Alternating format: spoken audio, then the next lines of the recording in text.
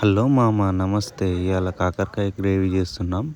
First పల్లీలు తీసుకోవాలి, మంచిగా పల్లీలు వేసుకోవాలి. ఒక పిడికెడు వేసుకొని మంచిగా గోలించుకోవాలి.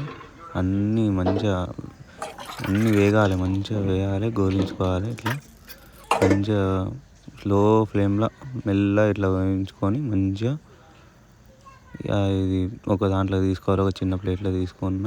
దాని తర్వాత ధనియాలు వేసుకొని జీలకర్ర గుతం తీసుకోవాలి, ఒక 2 స్పూన్స్. మంచిగా వేయించుకోవాలి. ఇవి గుతం మంచిగా స్మెల్ వచ్చేదాకా వేయించుకొని స్లో ఫ్లేమ్లో వేయించుకొని మంచిగా మిక్సీలో వేసుకొని అన్నీ మిక్సీ పట్టాలి ఫస్ట్. దాని తర్వాత చింతపండు వేసి మంచిగా మిక్సీ పట్టి కొన్ని వాటర్ పోసుకుంటూ మిక్సీ పట్టాలి. 2 చెంబుల నూనె పోసుకోవాలి, అంటే మేము చెంబులు అంటాం వాటిని. 2 చెంబుల నూనె పోసుకోవాలి. మంచిగా ఆనియన్స్ వేసుకొని మంచిగా బ్రౌన్ అయ్యేదాకా వేయించుకొని కళ్యామాకు వేసుకొని మంచిగా ఫ్రై చేసుకొని అల్లం పేస్ట్ వేసుకొని కొంచెం అట్లా వేయించుకోవాలి. మంచిగా స్మెల్ పోయేదాకా, పచ్చివాసన పోయేదాకా వేయించుకున్నాక కొద్దిసేపు అట్లనే వేయించుకున్నాక పసుపు 2 స్పూన్స్, కారం 2 స్పూన్స్ మనకు తగినంత వేసుకోవాలి. మనకు రుచికి సరిపడేంత వేసుకోవాలి. కాకరకాయలు వేసుకొని అవి మొత్తం పచ్చివాసన పోయేదాకా వేయించుకోవాలి. కొద్దిసేపు మంచిగా కలుపుకొని పెట్టుకోవాలి. కాకరకాయలను మంచి కమ్మగా ఉంటుంది. ఉప్పు వేసుకోవాలి. మేము దొడ్డు ఉప్పు అంటాం. పిడికెడు మెంతి కూర వేసుకొని మంచిగా కలుపుకొని పెట్టుకోవాలి.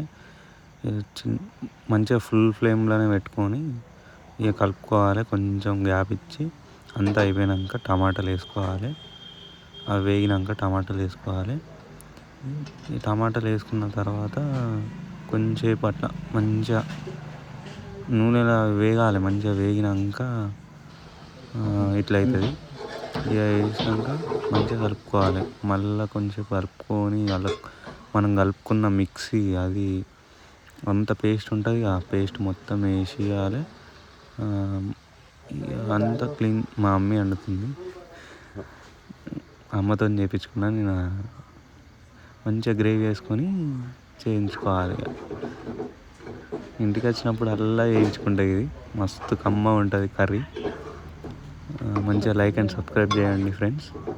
చూడండి ఎంత గ్రేవీ ఉందో. అలా కొన్ని వాటర్ వేసుకోవాలి, కొన్ని వాటర్ వేసుకుంటే కలుపుకోవాలి మంచిగా.